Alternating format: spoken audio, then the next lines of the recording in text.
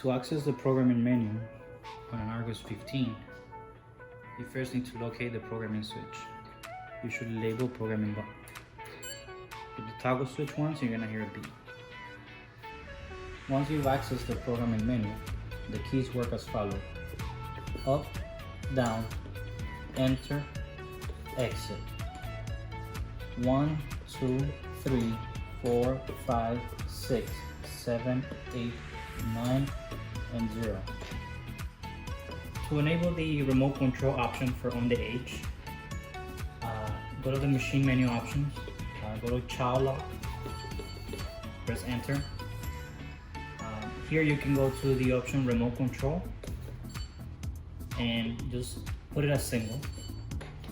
That means that somebody, whenever they want to purchase, they gotta go to the front counter for the machine to be activated via remote control.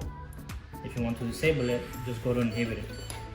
This will allow people to purchase freely without any restrictions. Back out of the menu, and it will be all set.